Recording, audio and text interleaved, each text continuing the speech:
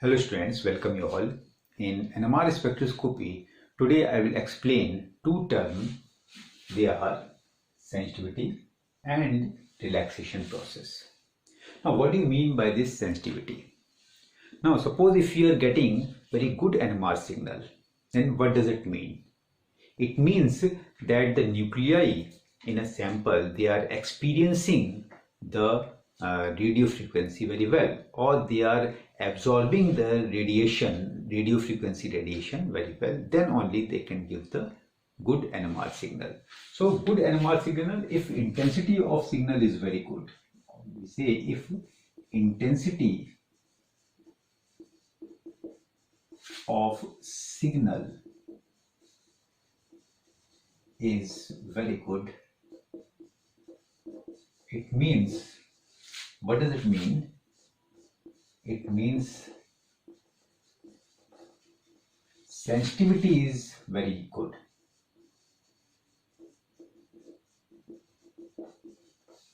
Sensitivity is high.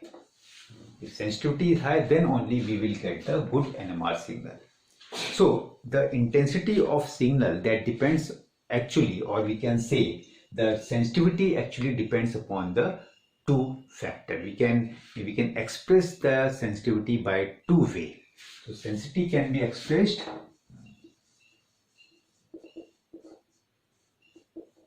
by two ways. One is sensitivity with respect to nuclei. We can express the sensitivity in terms of nuclei. Now suppose if number of nuclei in a sample is very high, and on other side number of sample in a nuclei is very low, then which type of nuclei that will absorb the radio frequency more? No doubt the more abundant nuclei that will give the more that will give the better signal, or their sensitivity that will be higher. So higher, what we can write, higher is the natural abundance. Higher is the natural abundance of the nuclei,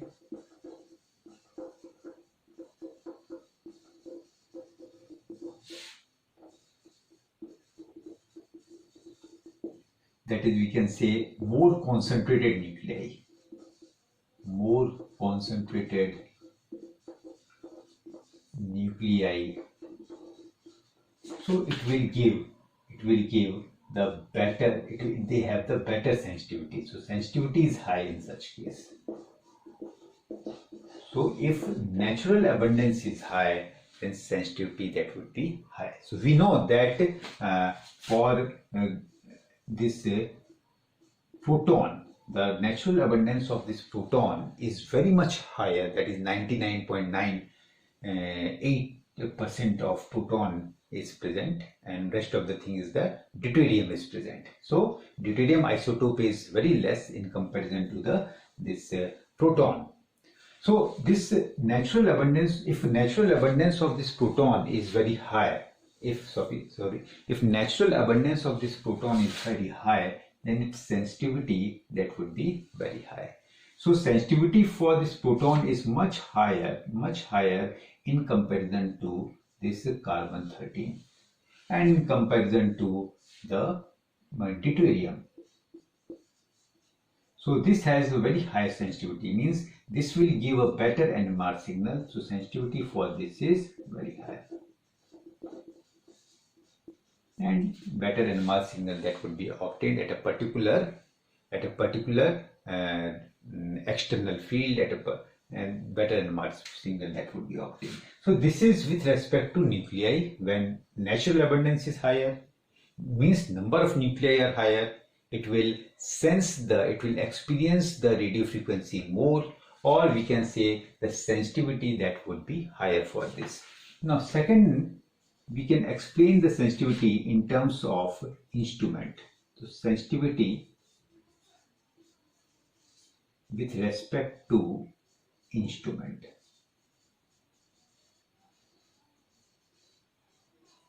So what I have told you in my previous lecture, if operating frequency is higher, if operating frequency is higher is the operating frequency, Then more in my previous lecture I have told you about the population axis.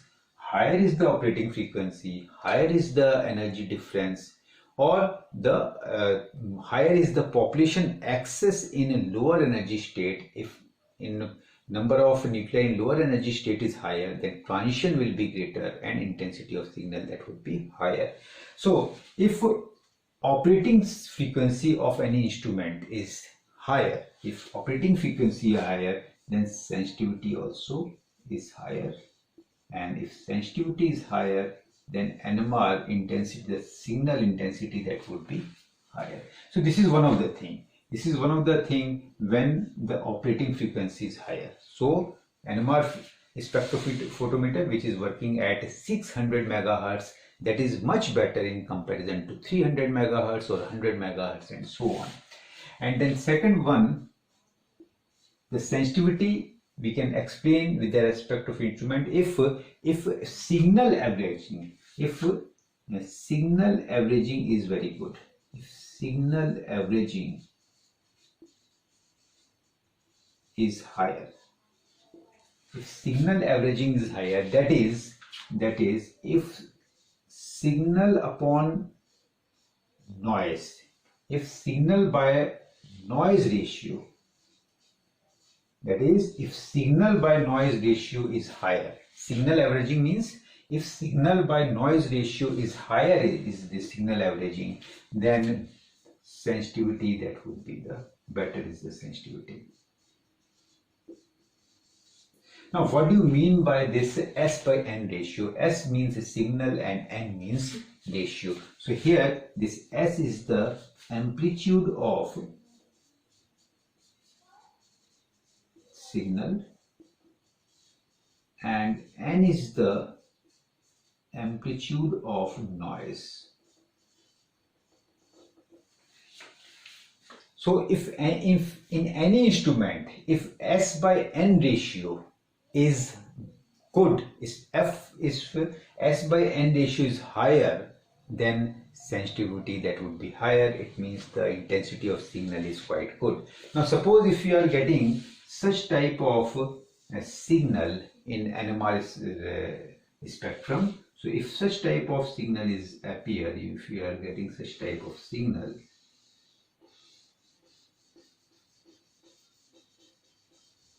if such type of signal is obtained, suppose, then so here you can see that this is the signal, this is the main signal due to photon, and here at this baseline, this is the noises, these are the noise, these are the noise. So sometimes the noise and the signal, they overlap each other, or we can say the amplitude of noise and signal, there is not much difference between amplitude of signal and amplitude of this noise. Then we can say they are overlapping with each other and we cannot distinguish the signal. So in such case, so how we can improve the intensity of signal? So intensity of signal can be improved by repeating the number of experiment. So if N is the number of experiment, if N is the number of experiment repeated,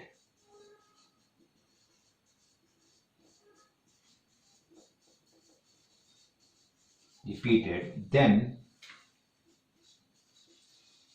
S by N, this is equal to N upon root over N. Okay, so S by N, this is equal to N upon root over N, where small n, this is the number of times the experiment is repeated. Now suppose if N is equal to 4, if experiment is repeated for 4 times, if N is equal to 4, that is experiment is repeated 4 times, then S by N, this is equal to 4 upon root over 4, and this comes out to be 4 upon 2 equal to 2. So if we repeat the experiment 4 times, then amplitude of signal that would be double the amplitude of noise.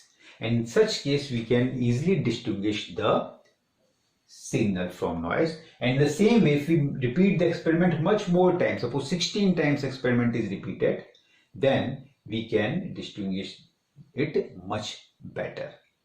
Okay, so like this, by signal averaging also, one thing, if the operating frequency is higher, and by signal averaging, that is, if we increase the number of experiment, if we repeat the number of experiment, then we can also get the good NMR signal, that is the sensitivity of proton that will increase, sensitivity of proton for the radio frequency that will increase, and we will get the good NMR signal. So this is about the sensitivity. Now in next topic, that is, I will discuss the relaxation process.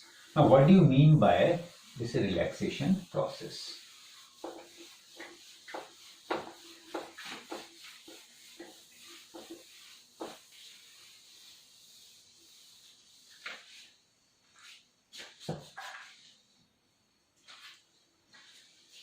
Now next one is the relaxation process. So we know that after absorbing the radio frequency, the nuclei get excited from lower energy state to the higher energy state. And then from higher energy state, the nuclei will come back to its lower energy state.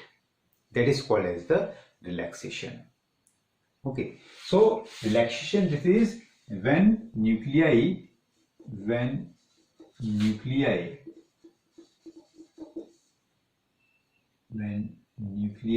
from higher energy state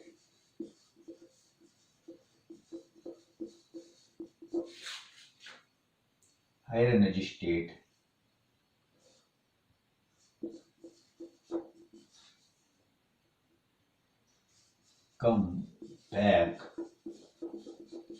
to its lower energy state.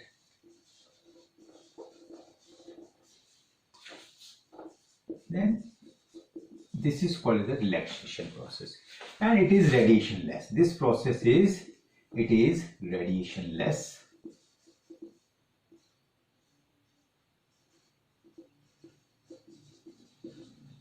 This is radiationless process.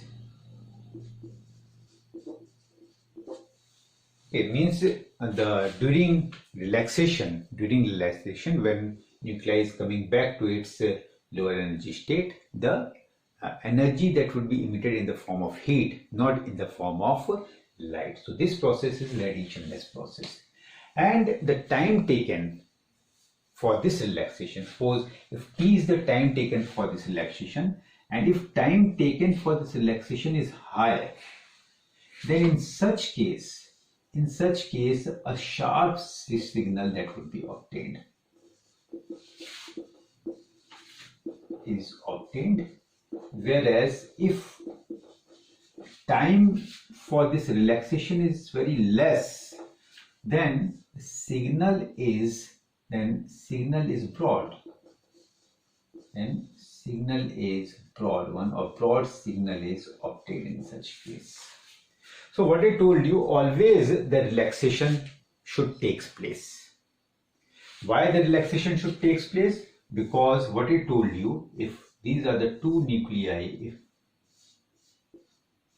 and from here this is one nuclei and many nuclei are present. So what I told you, during population exercise, I told you the number of nuclei in lower energy state that should be higher than the number of nuclei in the higher energy state to maintain the population excess. So when nuclei from higher energy state come back to its lower energy state, so why it come back? So that the always the transition doesn't stop. Transition from lower energy state, that should not stop to the higher energy state. So to maintain this population excess, suppose one of the nuclei goes to here.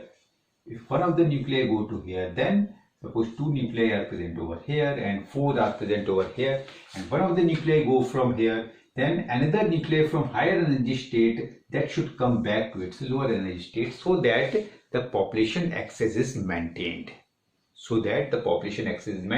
Otherwise, what will happen? The situation will come when the number of nuclei in lower energy state will become equal to the number of nuclei in higher energy state, and saturation will take place, and we will not get any signal in such case. Okay, so it is when nuclei from higher energy state come back to its lower energy state to maintain the population axis. What we can write? To maintain the population axis in lower energy state. Axis in lower energy state. So why this process occur? To maintain the population axis in lower energy states. That's why this process takes place. So during relaxation, the energy is emitted in the form of heat. The energy is emitted. So the emitted energy that can be transferred. So the emitted energy is transferred into the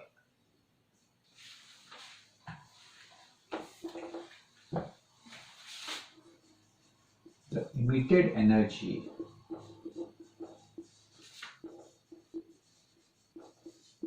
is transferred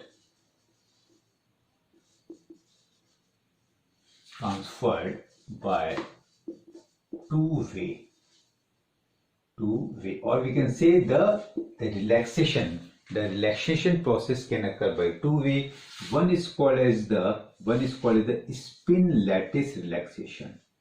Spin-lattice relaxation. One method is spin-lattice relaxation. So what is the spin-lattice relaxation? So in this case, the emitted energy is transferred to the lattice. The emitted energy of spin. So when the energy of higher spin, when it comes back to its lower energy state, the energy of this higher spin that would be transferred to the lattice. So energy of higher energy state spin. So energy of higher energy state spin, energy of higher energy state nuclei, energy of higher energy state nuclei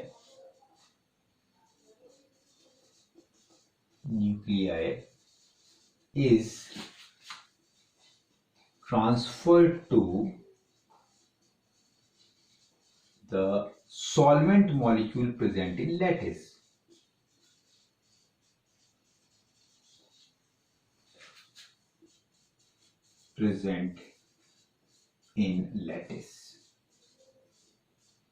So suppose if we have a nuclei, this is one of the nuclei, this is another nuclei, and then these nuclei that would be surrounded by some solvent. So during relaxation process, the emitted energy of these nuclei that would be transferred to the solvent molecule. So when this transfer takes place, the transfer takes place when the precessional frequency of these nuclei will become equal to the vibrational or rotational frequency of these solvent molecules, because these solvent molecules are somewhere they are vibrating or rotating. So when the resonance between these two takes place, then only the transfer will occur. So the energy of this higher energy state is transferred to the lower energy state present in lattice. So this occurs when the precessional frequency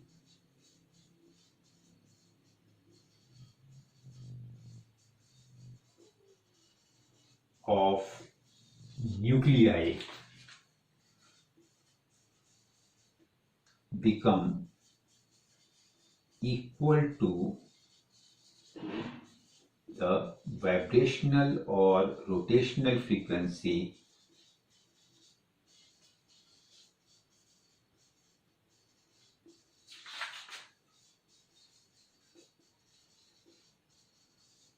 of solvent molecule.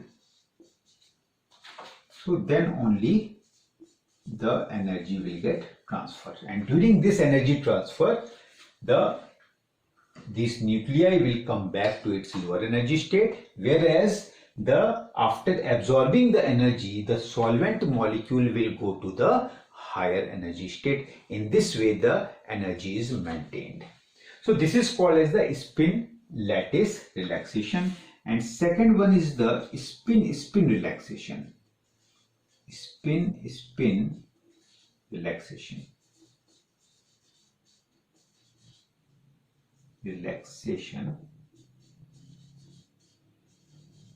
So in spin relaxation, energy of spin in higher energy state. Okay, so the energy of higher energy state nuclei, is transferred to the next nuclei. So what will happen? So this another nuclei will go to the higher energy state and it will come back. So during emission this energy is transferred to the another molecule. It will transfer to the another nuclei and it will go to the higher energy state and it will come to its lower energy state. So during emission, the energy that would be transferred to the another nuclei and the mutual exchange of spin will take place. In such case, the mutual exchange, suppose this is the two nuclei, so this nuclei will transfer its energy to another nuclei and mutual exchange will take place. Mutual exchange of spin takes place. So during this mutual exchange of spin, this nuclei will transfer the energy to this. So this nuclei will, after getting the energy, this will go to the higher energy state and this will go to the lower energy state. So this is, in this way there is a mutual exchange of spin. Now this spin is, I am writing in this way, and that spin this way. So there is a mutual exchange. During this mutual exchange, this will go to the lower energy state and this will go to the higher energy state. So this is called as the spin relaxation. This is called as the spin relaxation. And third type of relaxation is the quadrupole relaxation. Now such relaxation takes place in quadrupole nuclei. So this occur in quadrupole nuclei. So what are these quadrupole nuclei? Nuclei having I, that is nuclear spin quantum number, I, that is greater than equal to 0, greater than equal to 1. Nuclei having this I value greater than equal to 1, then such nuclei are called as the quadrupole nuclei. So means this proton is not the quadrupole one. Proton is not the quadrupole one, and for any nuclei having, suppose nitrogen 7 and 14. So both is having the odd number of proton and odd number of neutron. They are having the this I value that is equal to 1. In the same way, suppose if we have a chlorine 17 and 35. So this is also a quadrupole nuclei having the nuclear quantum number that is equal to 3/2, which is more than 1. So these nuclei are called as the quadrupole nuclei having I is greater than equal to 1, and these nuclei are the non-spherical nuclei. These are non-spherical nuclei. So what are these? Actually, this quadrupole means having the 4 poles. So this is the monopole. Actually, if any nuclei having only one charge, then this is called as a monopole. This is monopole. Whereas if nuclei is having 2 charge, that is plus minus, this is called as a dipole. And if it is having the 4 charge, it is having 4 charge, suppose plus plus and minus minus, this is called as the quadrupole. So such nuclei, this quadrupole nuclei, they are the non-spherical nuclei. Other this quadrupole magnetic moment, it may be greater than 0 and less than 0 depending upon if suppose such nuclei which is in this way along this z-axis, suppose this is the z-axis. For this, the quadrupole moment is greater than 0, and if this is along this axis and it is rotating like this, and for this quadrupole is less than 0. So this quadrupole relaxation, this is very fast relaxation, and time of the relaxation is very less. So this is fast, very fast relaxation. So we get a broad signal. For this, the time of relaxation is very less. So in such type of relaxation are very fast, and we will get the broad signal. Now whereas here, if we compare this spin lattice relaxation and spin relaxation, so this spin lattice relaxation, this is also called as a T1 relaxation, T1 or longitudinal relaxation. Longitudinal relaxation, this is also called as the, whereas this spin relaxation, this is mentioned, this is denoted by this T2. That is, the T2 is the time required for the relaxation. T1 is also the time required for this longitudinal relaxation, where this is also called as the transverse relaxation. Transverse relaxation. So time required for spin relaxation is transverse, and time required for spin relaxation is less than the time required for the this longitudinal relaxation. So here this T2 is always less than T1, because here the relaxation, during relaxation, the energy is transferred to the lattice, whereas here the energy is transferred to the another nuclei. So this is quite slow, whereas this T2 is quite fast in comparison to this T1. So these are the different type of relaxation process. Thank you.